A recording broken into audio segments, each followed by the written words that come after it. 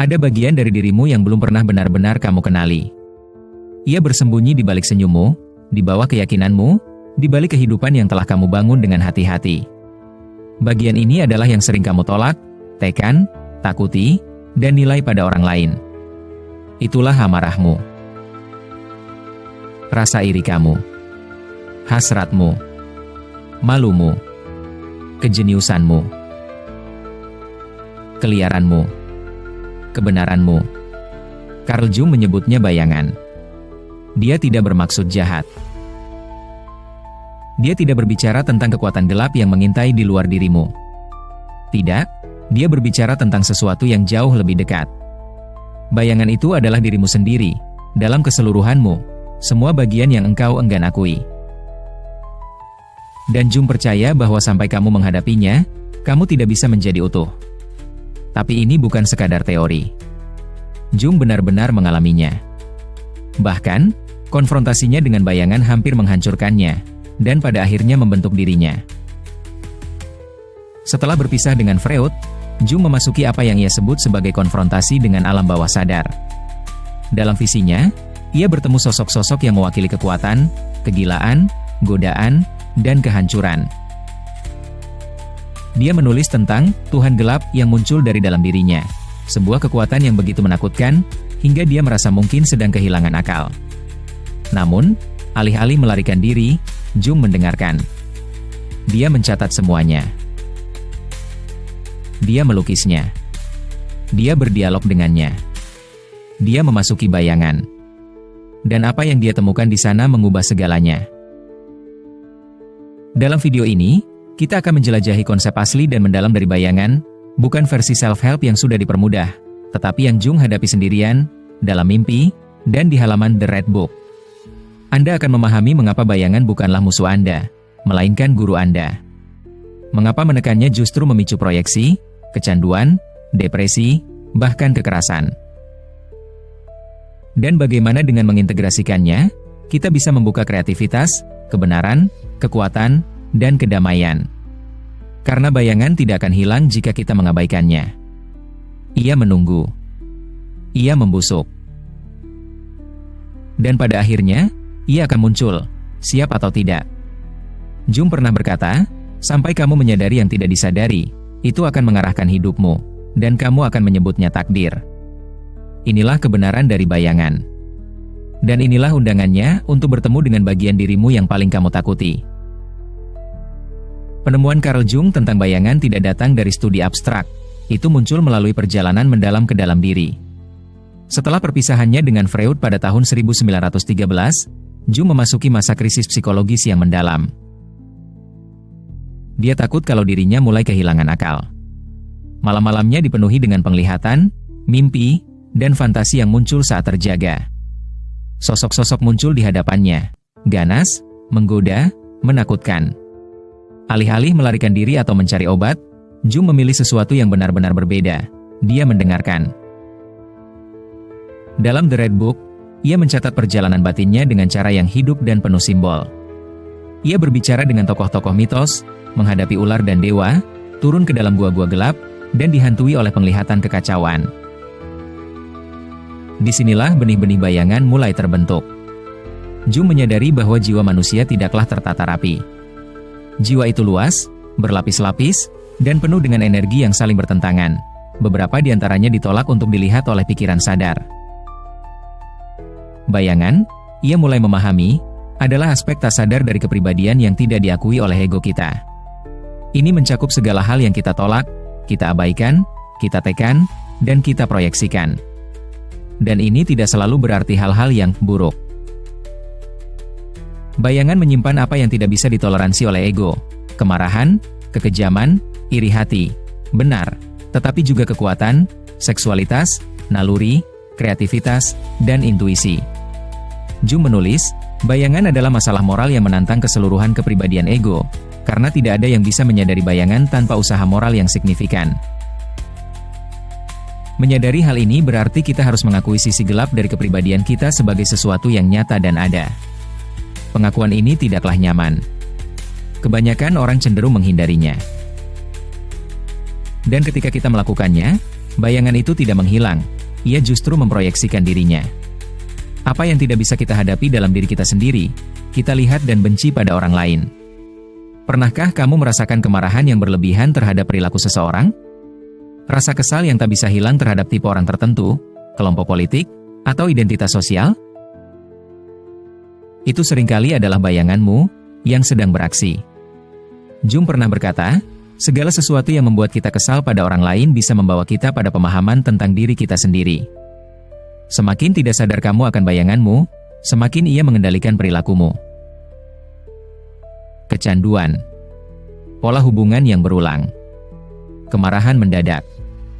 Menutup diri secara emosional. Semua ini bisa menjadi tanda dari materi bayangan yang tertekan. Namun, bayangan tidak hanya bersifat pribadi. Dalam bukunya 4 Arketipe, Jung menjelaskan bahwa seluruh masyarakat memiliki bayangan kolektif, nilai-nilai yang ditolak, kekerasan sejarah, dan trauma yang terpecah dan terkubur. Bayangan-bayangan ini muncul di saat krisis, dalam perang, propaganda, dan penciptaan musuh. Jung memperingatkan bahwa jika bayangan kolektif ini tidak diakui, ia akan bangkit dalam bentuk otoritarianisme, keruntuhan budaya, atau proyeksi massal. Namun, dia tidak pernah melihat bayangan itu sebagai sesuatu yang jahat. Yang membuatnya berbahaya bukanlah sifatnya, melainkan penolakan kita untuk menghadapinya. Jadi, seperti apa menghadapi bayangan itu? Menurut Jung, jawabannya bukanlah kesempurnaan moral atau penekanan, melainkan integrasi. Mengintegrasikan bayangan berarti mengakuinya, berdialog dengannya, dan memulai proses seumur hidup untuk mengintegrasikan kembali bagian-bagian diri yang terabaikan. Ini bukan tugas intelektual. Ini adalah pengalaman yang mendalam. Emosional. Spiritual. Dalam buku Kenangan, Mimpi, Refleksi, Jung berbagi bagaimana ia menghadapi sisi gelap dalam dirinya. Dia menulis tentang bagaimana dirinya dikuasai oleh gambaran-gambaran kuat tentang pembunuhan dan kehancuran. Dia merasakan kehadiran sesuatu yang kuno, yang dia sebut sebagai Dewa Kegelapan. Awalnya, dia menolak. Namun seiring waktu, dia mulai melihat kekuatan ini sebagai bagian penting dari dirinya, bukan jahat, tetapi tidak lengkap tanpa kesadaran penuh.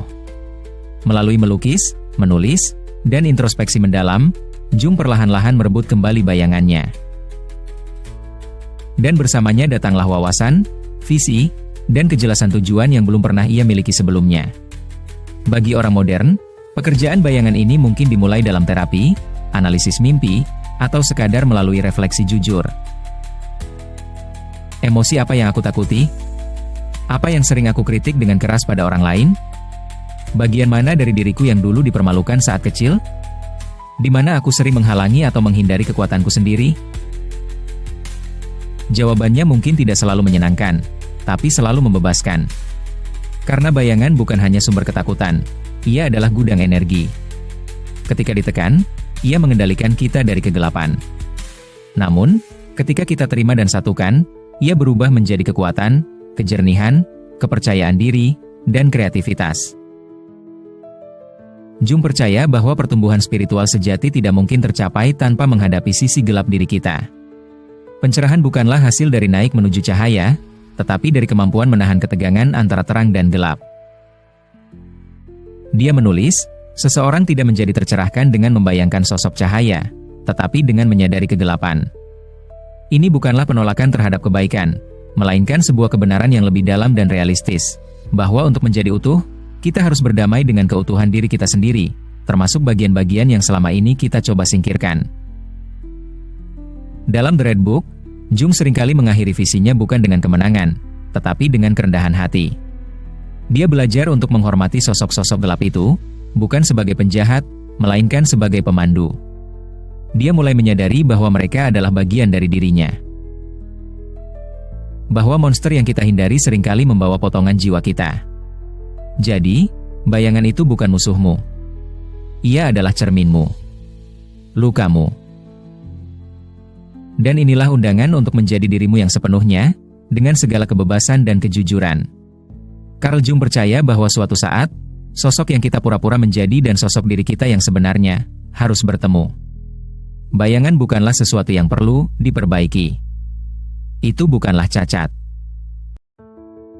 Ini adalah sebuah kenyataan.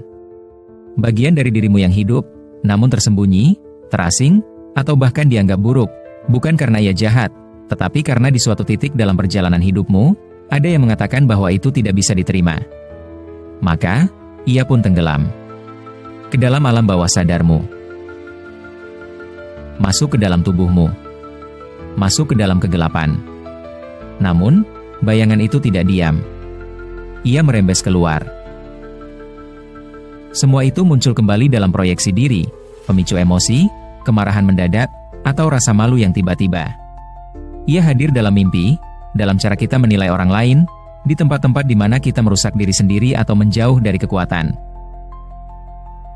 Namun, Jung tidak pernah melihat sisi ini dari diri kita sebagai sesuatu yang menakutkan. Dia melihatnya sebagai pintu gerbang. Sebuah jalan. Sebuah tugas. Dia menyadari bahwa kita tidak bisa menjadi utuh jika terus menolak bagian dari diri kita sendiri. Maka, dia membuat pilihan yang sangat berani. Pilihan yang masih kita pelajari hingga kini. Dia menghadapinya. Dia berbicara dengannya. Melukiskannya. Menuliskannya.